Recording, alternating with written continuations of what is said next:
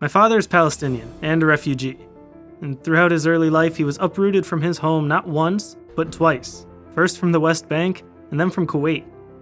My father's resilience to do the best with the hand he was dealt astonishes and inspires me. And he wanted to get the best education he possibly could, and realized that the best opportunity for that was right here, in the land of opportunity.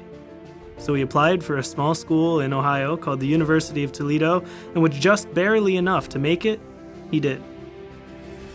As a child, I was raised with a combination of my mother's Midwestern American work ethic and my father's resilience.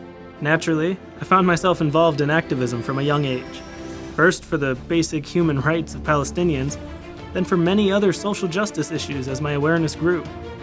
It was this early installation of empathy within me that eventually led me to pursue a career in theater, and I took it up as my major at my father's alma mater.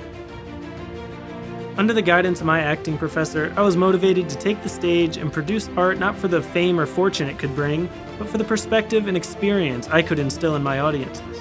He showed me that the true purpose or value of an actor was not to simply entertain, but to be brave enough to present the most genuine versions of ourselves and share a unique feeling or perspective. My motivation moving forward became clear.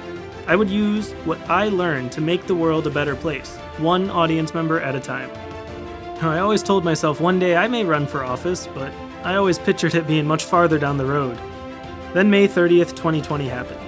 5 days after the murder of George Floyd, I participated in a peaceful protest in downtown Toledo that was met with excessive force by our local police, who did not hesitate in their use of tear gas and rubber bullets. As I choked on the gas and felt those less lethal rounds zip by my head, I found myself in the middle of one of the stories or videos shared with me by family of the kind of oppression they suffered living in Palestine. The very thing my father fled from was now happening to people right here in the US. All those same feelings of anger, despair, and utter disbelief at how human beings could treat each other came rushing back. Except for one: helplessness.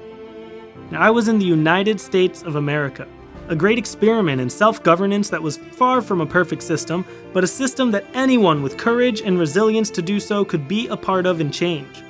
That day I decided I would be that person, because here in this great country I was not helpless. Though I majored in theater, I work now as a middle and high school history teacher in downtown Toledo.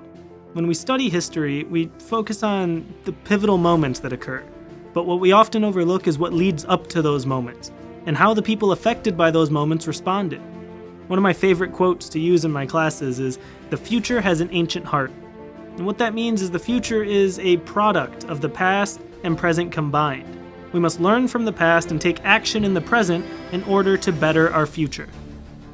For decades, we have suffered the consequences of Democrats and Republicans vying for power in our government instead of doing their job together and governing us as a whole.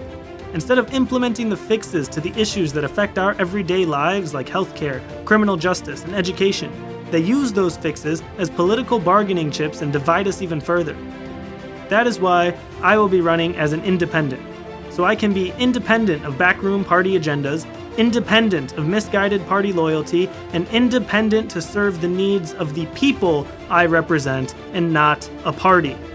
With my ability to fully step into someone else's shoes genuinely and vulnerably, I can understand where all sides come from and truly run a people's campaign.